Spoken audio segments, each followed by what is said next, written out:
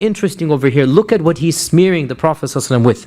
Breaking the ties of kinship, coming forth with a weird theology, new theology, and bringing a group of strangers. Who are these people and why are you coming to them? And also breaking the haram sanctity because you have come to us, meaning as if you're coming for war.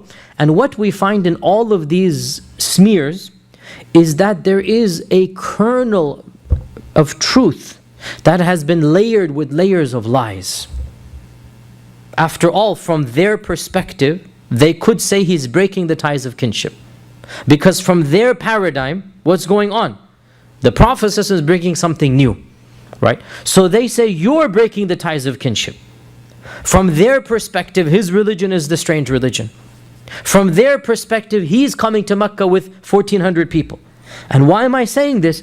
Because every single smear against Islam, against the Prophet, against us as Muslims, deep down inside somewhere there is perverted truth.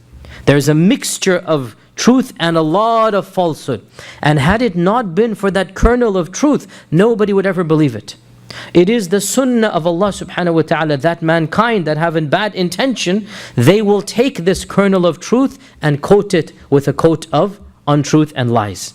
And it's because of that kernel of truth that even the worst allegation, there is some perversion to it that causes the people to believe in that allegation. So for example, what was our Prophet accused of? What were some of the things he was accused of? Tell me.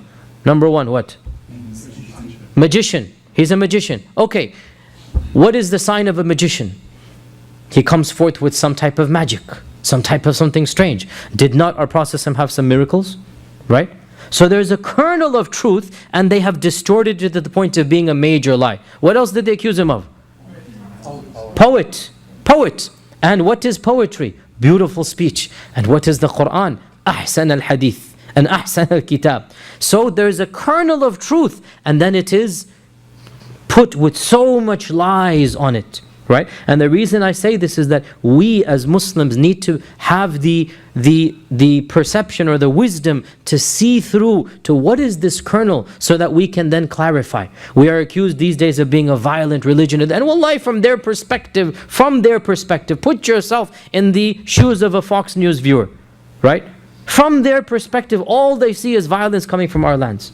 There's a kernel of truth and then there's all of these lies and misconceptions and paradigm shifts, right? We need to understand this before we open our mouths to defend our religion. Here we have Urwa coming forth with the same type of kalam like this. So the Prophet ﷺ responds back, I am the one fulfilling the ties. These are the ones breaking it. I'm the one coming with a better religion, not a worse religion. I'm the one, I want good for my people and I want them to have a better life, not a worse life.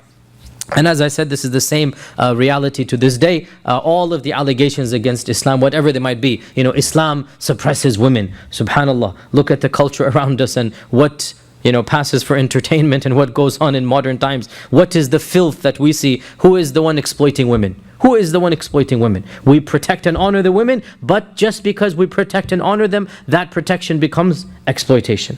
Right? So again, there is a kernel of truth from their perspective. We need to understand their perspective before we can defend our religion. So Urwa then responded back.